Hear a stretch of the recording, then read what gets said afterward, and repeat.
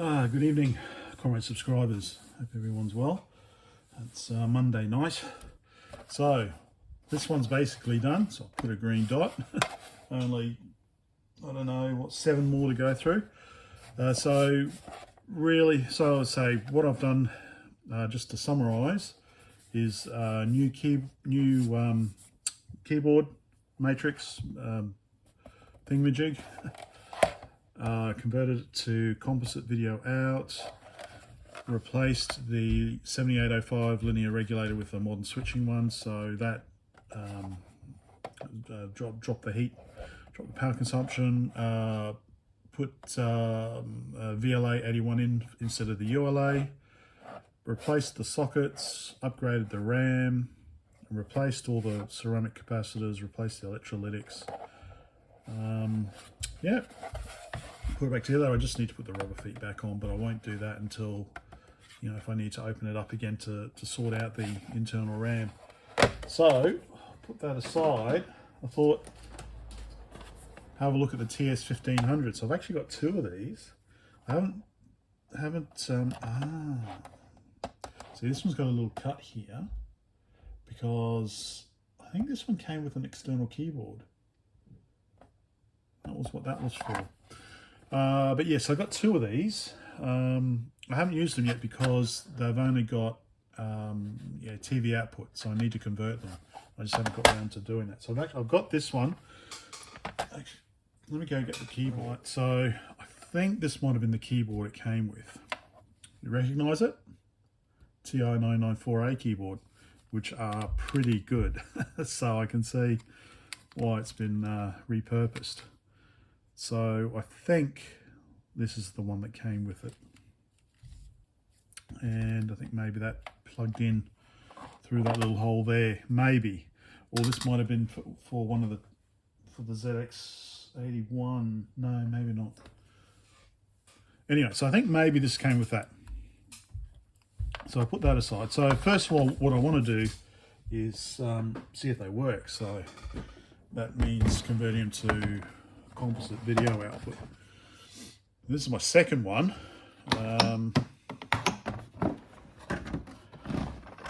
Which came, oh,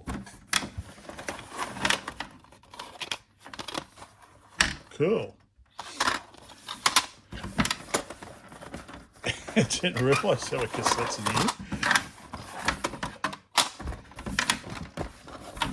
here. Alright, get those out. National Education Corporation. All right, we'll put those aside.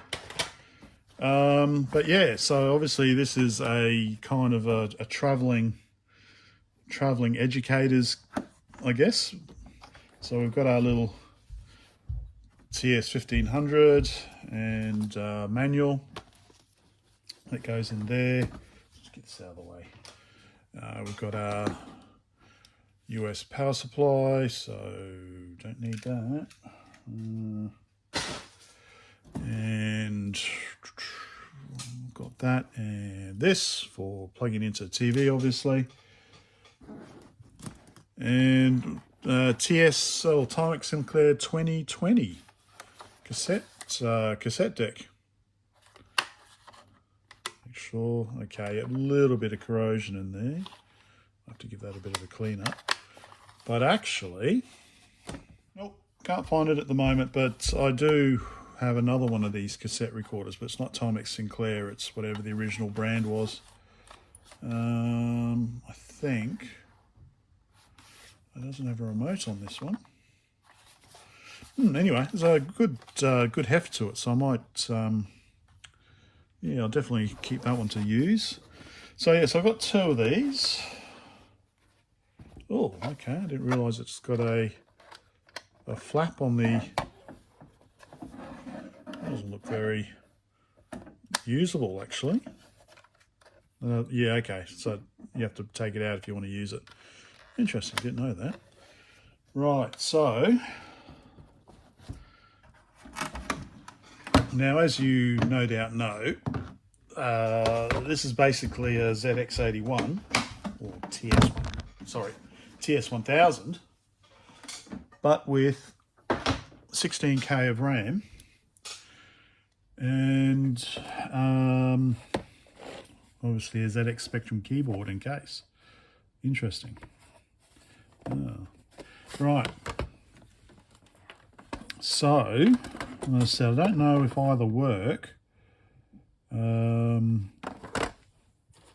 So let's try and check them out. So what have we got here? Technical Literacy Series. I don't know what these tapes are.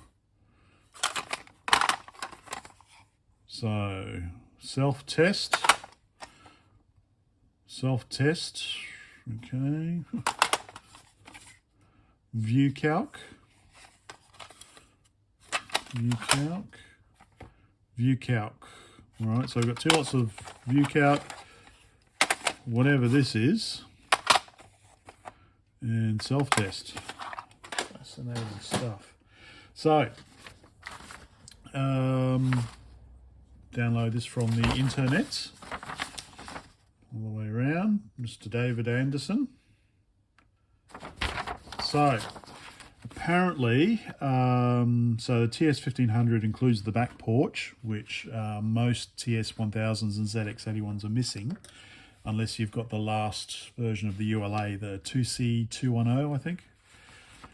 So the back porch is the video signal is important for setting the black level and overall contrast. There's an improvement over most Sinclair ZX81s and some TS1000s, although like the one I just worked on had an older ULA. So composite video is available on pin 53 of the standard cell logic device, which I guess is basically the ULA. I think this is one of those square, this one's already unopened. So I think that's one of those square types of, okay, right. I've already, and here's one I've prepared earlier. So I just need to disconnect the keyboard carefully. Don't want to ruin it if I don't have to. Okay. I think that's all right. That might be okay. So I think it's just a ZX81, a ZX Spectrum. I think it's an identical matrix. So it means it should be replaceable. Although we've got the same issue. So what do you have to peel this off? Do you have to take the front cover off? Oh, anyway, all right. I don't want to worry about it at the moment. So here we go. So yeah, this is this, what's it called? A standard cell logic device. So this is basically the ULA. We've got the Z80 there, we've got the ROM there, and we've got our 16K along the bottom there. Oh yep, I've already been in here before. I've got the, replaced the, looks like I might have replaced the electrolytics as well. And, but yeah, I've replaced the regulator. So I have done something. Oh, maybe I have already converted this one. I can't remember.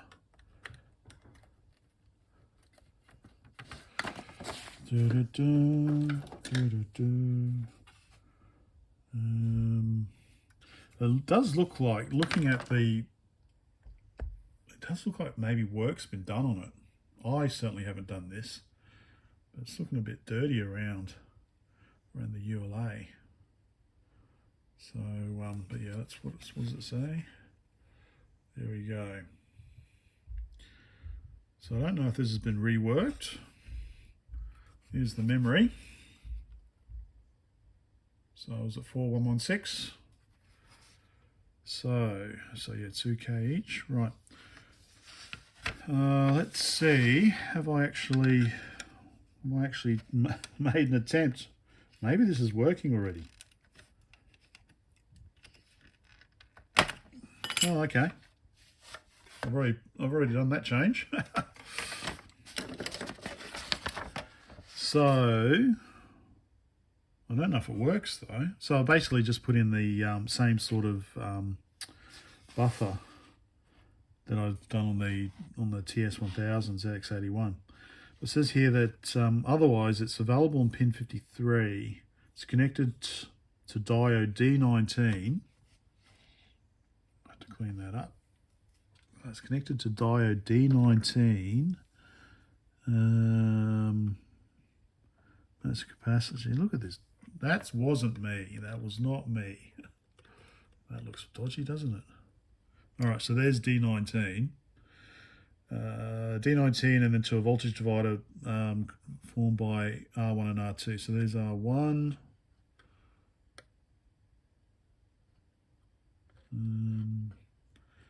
There's R1. Oh, I cut R2. Duh. So R1 and R2. I don't think that was me. The signal from the voltage divider, the signal goes to RF modulator, produces signal file. So the modulator has 3 inputs. Okay, video input, power, and channel selection. Right, so here they just say you need a 2N39, so an NPN transistor. So remove the top of the modulator, cut off the, just going to be RCA. And okay, bypass R1 and D19. So they want you to bypass these two by running a wire, which I've got to. Oh, so they want to bypass this as well. So bypass these two by running a wire to there. So I wonder. I don't think I've done anything. Oh, I've replaced. Oh, okay. I've replaced the sockets as well. Let's see what it does then. Why not? All right. It's not getting any signal out, so that could be either it's not working or my little attempt here doesn't work. So basically what David is saying is, let's see, it goes to D19, then R1, R2, and then so all you basically want is a transistor here to take it out. So bypass these two, so run a wire from, power it off, shall we?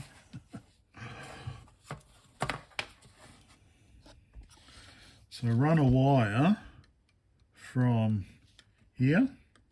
So we've got the signal coming out of the ULA, I guess, into the diode, and so it wants basically to run a wire from here to here to bypass these two. I guess this goes there to R2, is it? So pin 1, the base, to form the video signal input. Pin 2, collector to 5 volts, and pin 3, emitter. All right, so he just wants a transistor, doesn't want this in here at all. Okay, we can try that. Yeah, so very basically, yeah. So we've got the video signal here. So we bypass R1 and the diode, go to R2 here, which then goes into here. And then, so video signal going into the base, and we've got the emitter going out to the TV output, and then we've got the collector going to 5 volts. So it seems pretty simple. So how am I going to do this? Yeah, see, I've got it almost. So I've got the emitter, but I've got the emitter going also down to ground as well. So maybe all I need to do really is basically bypass that and remove this, and replace this with, say, either just a bit of wire, I guess. Right, let me try that. Okay, done. So I've bypassed the diode and resistor D19 to R1, and I've got the emitter directly connected to the output. So let's see if that helps. Nope, doesn't make any difference. So there might be some other issue. It is drawing 20 milliamps less than it was. It was drawing 310. It's now drawing 290 milliamps. But other than Nothing's coming up. It's interesting, I just noticed there's also a 50-60 hertz pad here, so I don't know what that's for, but anyway, so let's open up the other one, the one that I have not effed around with before, and see if I can make a success of that one then. So pretty easy screws to take out. Oh, just been called for dinner.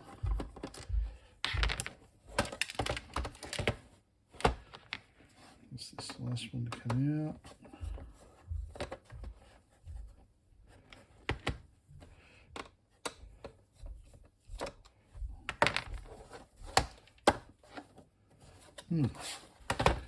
Come on. Let's take this off.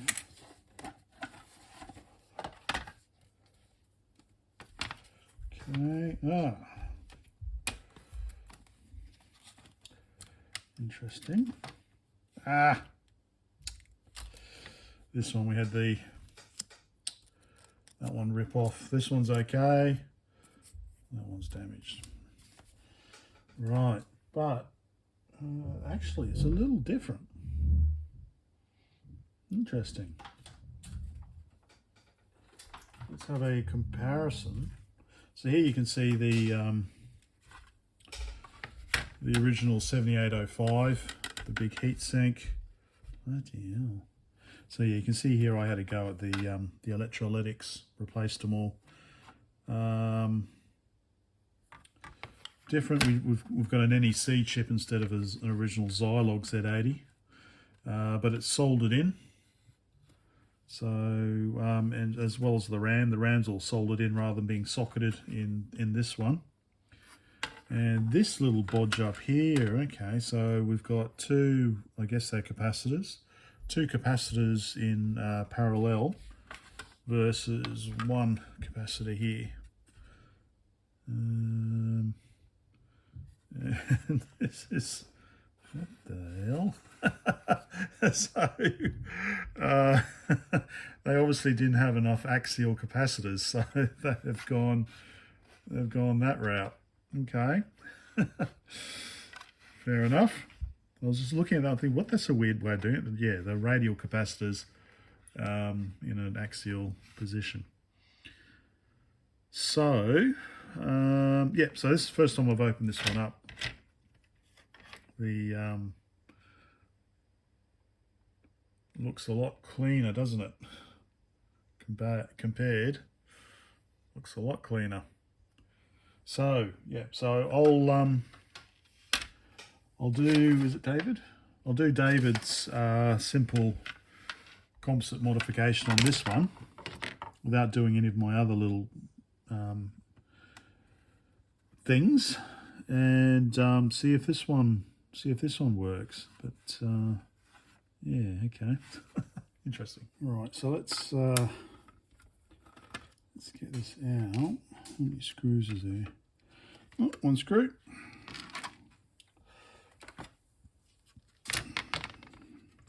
So what I like to do is desolder the modulator. Oh, cool bit of well, that was originally off, so that's on the inside. That's on the outside. Reuse that from something, obviously. Right. So, way to bypass that.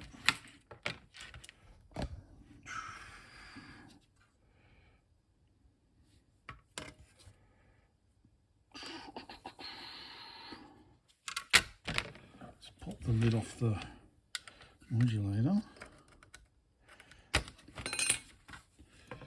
So pretty simple, so I'll just take this off and gut it. And see how we go. Just trying to just heating it up, straightening it up so it comes out easier.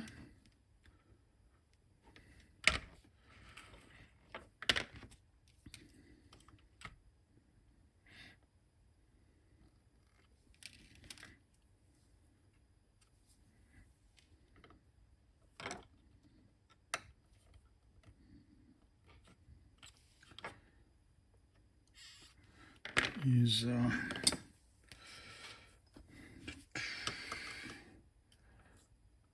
yeah, that's better. Okay, so that's straight. That is a bit straight there as well. Just got the 3 little wires to get out.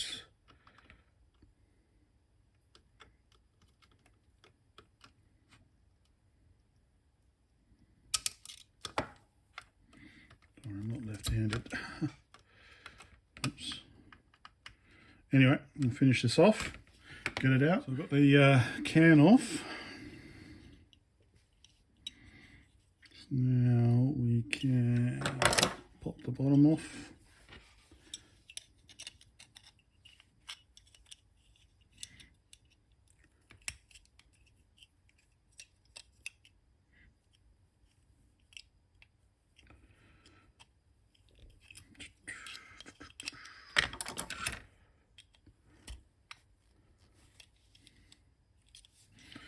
Like opening an oyster. Not really. So the only problem is the just the legs. They got a bit of solder on them still. They're not straight.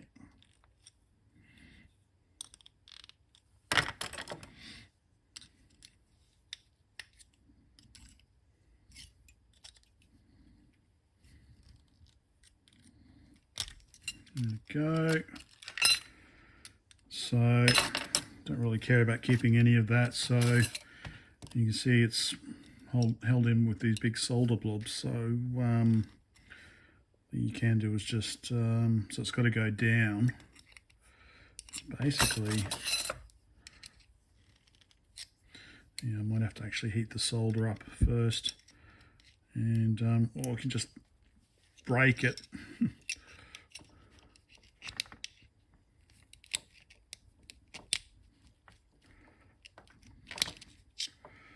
Like so.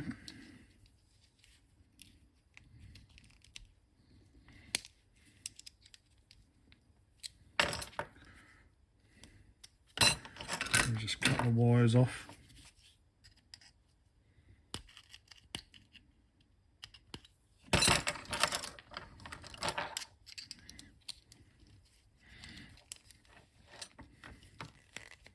You get the idea.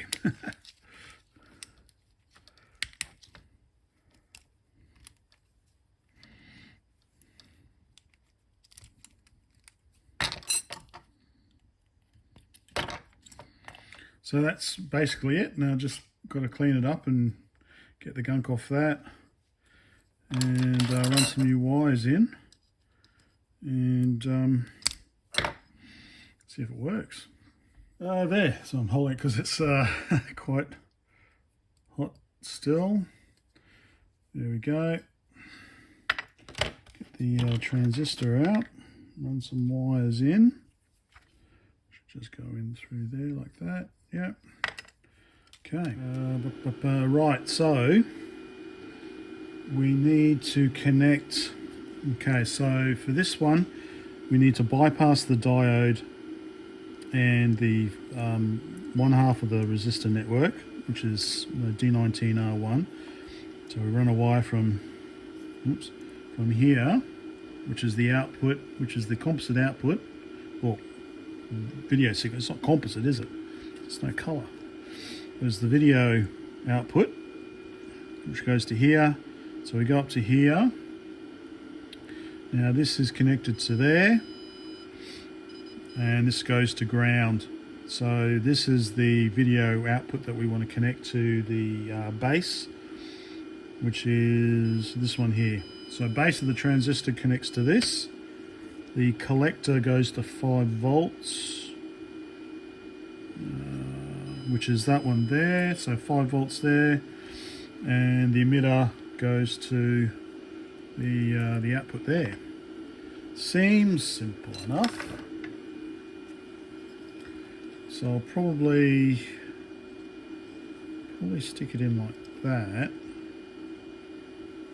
somehow. So that'll be the video signal there, 5 volts there, and the output there, I think. Okay, Let's wire this up. Right, so got it very simply made here, as so. So that's going to go to the video signal, and that's going to go to 5 volts. Do I have it the right way? I thought I did. Let's just double check. Yep. Alright, so that's video signal, and that's 5 volts coming out of the regulator. So I'm not gonna solder it on yet.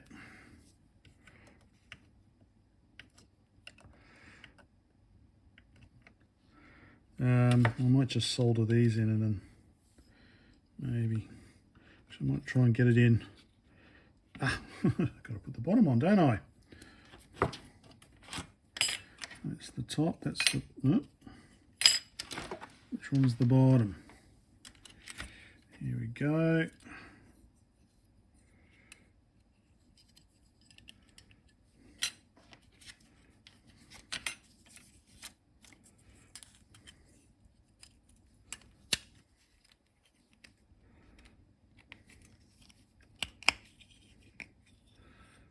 Okay, ready to go.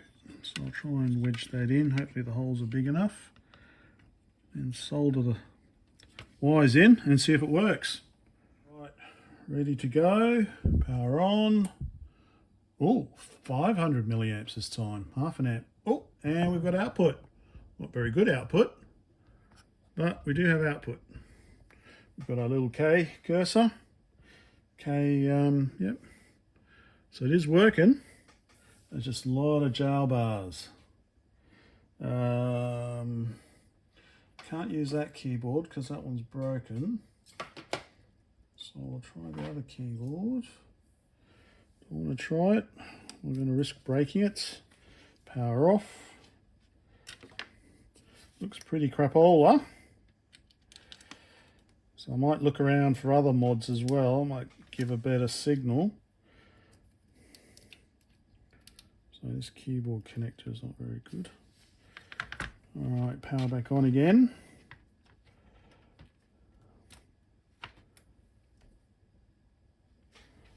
Oh, power back on. So, okay, checking 16K. Print, oh, there we go. Oh, much nicer keyboard.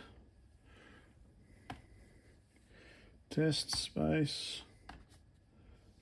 So much easier keyboard to type on. Ah, God, I didn't. Yeah, okay. So that's working.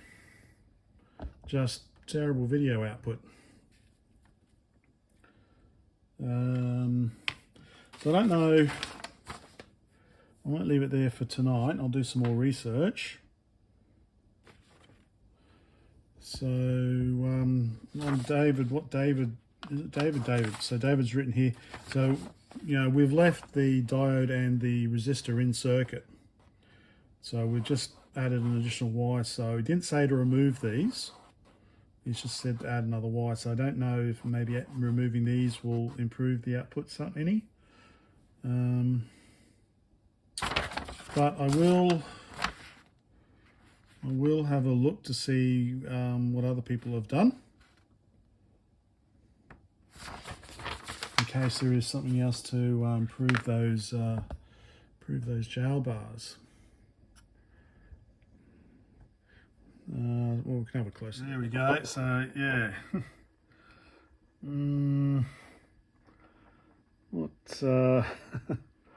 not very impressed by the video output, but let's see. So I'll say that's basically what I've done there. Is just bypass the we've got the output from here up to there, which goes into there, which goes to ground, which then goes up to here, which goes into there, and out we go. So yeah, I'm not sure what else. So there's a 50-60 hertz. I don't know what that is. So yeah, replace some electrolytics, replace the 7805, But so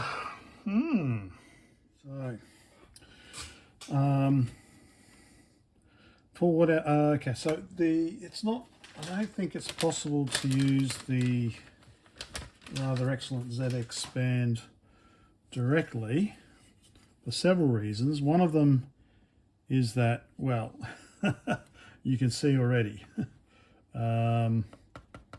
that's in the way, and I believe the pins are in a different order to the standard ZX 80 pins, 81 pins, for whatever reason. Now it is possible to get a converter cartridge, I believe, and I saw was one for sale in Portugal on eBay, and they're asking $1,000 something for it. Yeah, that's not going to happen, unfortunately. Is it this one here? Yeah, so I think the other issue is, well, basically, as you can see here, because on the normal TS1000 ZX80, we've got the things on the side, whereas here, if we put the ZX band on, you see we're covering up. Well, not that we need these two ports anyway if we're using the ZX band, but yeah, you can see we're covering up the TV output. The power's okay by the looks of it. But the workaround for that is something like this. Now, I don't know if this is just an extender that goes on like that. So I don't know if this is just an extender or whether this is a converter as well. I don't know, I can't remember if this came. So that would go on there like that, and we can use it. So I'd need to check what the actual differences are. I've just read that there is some difference. I don't know what the actual differences are. The other thing I thought, power that off so I don't fuck something up, is depending on what the difference is, that's already getting warm. Depending on what the differences are, maybe just rewiring this. So we've got a whole bunch of wires on this side, and then on this side here we've got a whole bunch of direct connections from the Z80. So these would be address and data bus, I guess. So I'd have to have a look. You know, if there's just a couple of these that are kind of swapped, then you could break the track and move it over there, as long as they're on the same side. You know, if they'd put an address signal from here to here, then that might be a bit more difficult. But we'll have a look. But yeah, I need to check whether this has been, because this is another way of you could do, but I don't know whether it's, I don't know if I can, unless I make my own one.